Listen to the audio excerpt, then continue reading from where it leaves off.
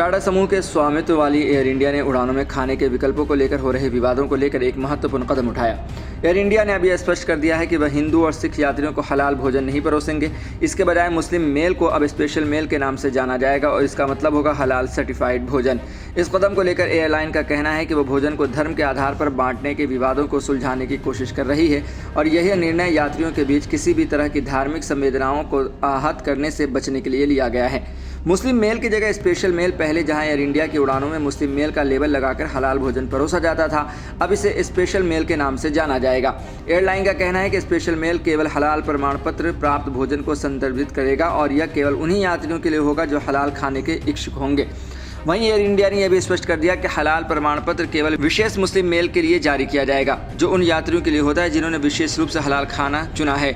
विशेष रूप से हज उड़ानों और सऊदी अरब के विभिन्न सेक्टरों जैसे जेद्दा, रियाद, मदीना और दमन के लिए हलाल सर्टिफिकेट अवश्य होगा। इन सेक्टरों पर सभी खाद्य पदार्थ हलाल होंगे क्योंकि यह क्षेत्र मुस्लिम समुदाय के लिए महत्वपूर्ण है और वहां के धार्मिक मानकों के अनुसार हलाल भोजन ही परोसा जाता है।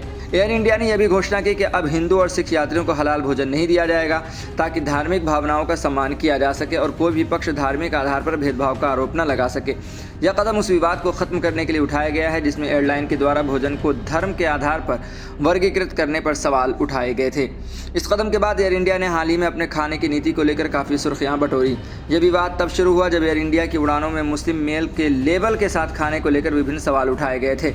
इस संबंध में 17 जून 2024 को कांग्रेस सांसद मनकम टैगोर ने एक बयान जारी किया था जिसमें उन्होंने एयर इंडिया की फ्लाइट्स में भोजन को धर्म के आधार पर बांटने पर चिंता जताई थी।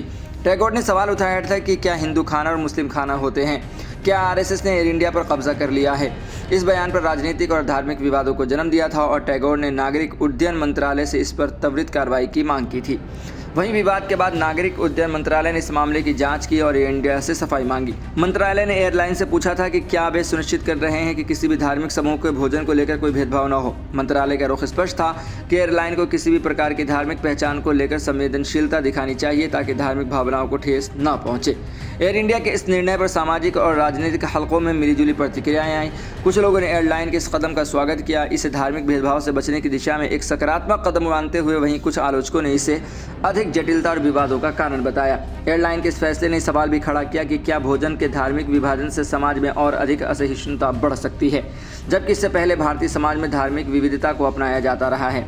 जैसा कि एयर इंडिया ने घोषणा की कि हज उड़ानों पर हलाल भोजन का प्रावधान पहले से था क्योंकि यह धार्मिक यात्रा मुस्लिम समुदाय के लिए है और वहां हलाल भोजन की ही मान्यता प्राप्त है। एयरलाइन ने यह भी कहा कि हज की उड़ानों पर सभी खाद्य पदार्थ हलाल प्रमाण पत्र प्राप्त होंगे जो धार्मिक परंपराओं का सम्मान करते हुए यात्रियों को सुरक्षित और उपयुक्त भोजन प्रदान करेगा।